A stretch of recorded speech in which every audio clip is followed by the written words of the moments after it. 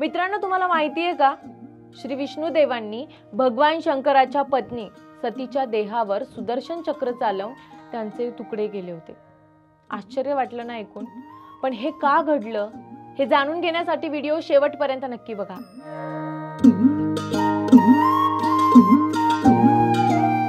नमस्कार, मी Priyanka, soul spiritual मध्ये आपलं मनस्वी स्वागत। पौराणिक काळात दक्ष प्रजापती नावाचा एक बलाढ्य आणि वैभवशाली राजा होता। त्याला सती नावाची मुलगी होती। सती लहानपणापासूनच तेजस्वी, शूरवीर आणि शक्तिशाली होती। पण ती फक्त राजकन्या नव्हती, तर आदिशक्तीचा अवतार होती। दक्ष राजाचं त्यांच्या मुलीवर खूप प्रेम होतं, पण राजा गर्विष्ठ होता। त्याला वाटायचं की सतीसारख्या सुंदर गुणी मुलीने एखाद्या वैभवशाली राजाशीच विवाह करायला पाहिजे। पण नियतीची योजना काही वेगळीच होती। सतीला कोणत्याही संपत्ती, वैभवाची लालसा नव्हती।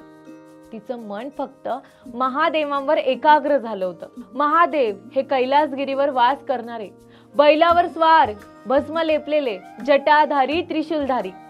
त्यांच्या स्वरूपात वैभव नव्हतं, पण अद्वितीय तेज आणि करुणा होती। सती बालपणापासूनच महादेवांची भक्त होती। ती त्यांचं स्तवन करायची, त्यांचं ध्यान करायची। जसजशी ती मोठी झाली तसतसा तिचा भक्तिभाव वाढत गेला आणि तिच्या मनात एकच इच्छा निर्माण झाली, मी फक्त महादेवांनाच पती म्हणून स्वीकारणार। मात्र दक्ष राजाला म्हणजे सतीच्या वडिलांना हे अजिबात मान्य नव्हतं। पण सती ठाम होती। तिने जंगलात जाऊन कठोर तपश्चर्या सुरू केली। उपवास, ध्यान, जप, प्रखर साधना। दिवसेंदिवस तिची तपश्चर्या कठीण होत गेली। तिचं शरीर कृश झालं, पण मन मात्र अधिकाधिक दृढ होत गेलं। आणि अखेर तिच्या अखंड भक्तीने महादेव प्रसन्न झाले आणि ते तिच्या समोर प्रकट झाले।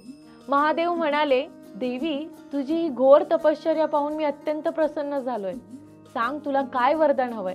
तेव्हा सती उत्तरली, प्रभू, माझी एकच इच्छा आहे, आपणच माझे पती व्हावे। महादेव तिच्या भक्तीने भारावून गेले आणि त्यांनी तिची इच्छा मान्य केली। मग काय, देवतांनी आणि ऋषींनी पुढाकार घेऊन या दैवी विवाहाची तयारी केली।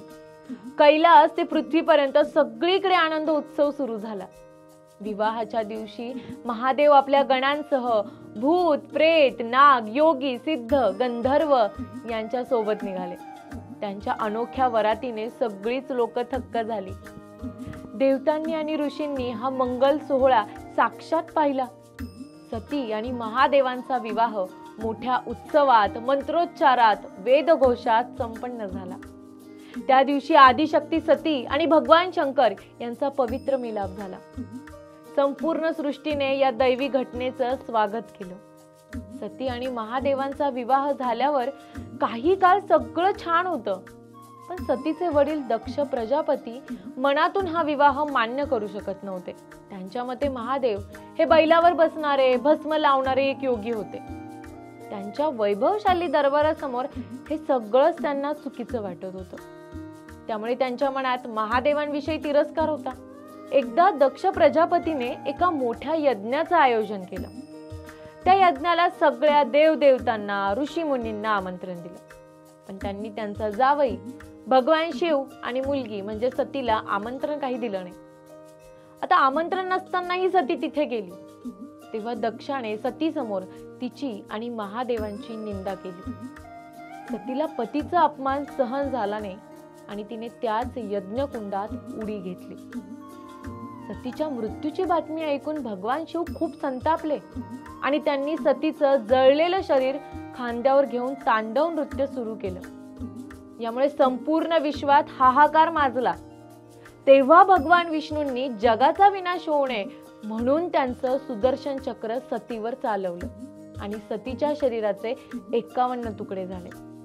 सतीच्या शरीराचे हे तुकडे, दागिने आणि कपडे पृथ्वीवर ज्या ज्या ठिकाणी पडले ती ठिकाणे शक्तिपीठ म्हणून ओळखली जाऊ लागली। आजही ही 51 शक्तिपीठ भारत आणि भारताच्या शेजारील देशांमध्ये मनोभावे पूजली जातात। त्यातली 3.5 शक्तिपीठ ही आपल्या महाराष्ट्रात आहे। कोल्हापूरची आई महालक्ष्मी, तुळजापूरची तुळजाभवानी, माहूरची रेणुका माता आणि वणीचं अर्धशक्तिपीठ सप्तशृंगी माता। तेव्हा पुढच्या व्हिडिओमध्ये आपण पहिल्या शक्तिपीठाबद्दल सविस्तर जाणून घेणार आहोत। आपल्या संस्कृतीबद्दल अशाच नाविन्यपूर्ण माहितीसाठी आमच्या सोल स्पिरिच्युअल यूट्यूब चॅनलला सबस्क्राईब करा. व्हिडिओ आवडला असेल तर लाईक करा आणि शेअर करायला विसरू नका.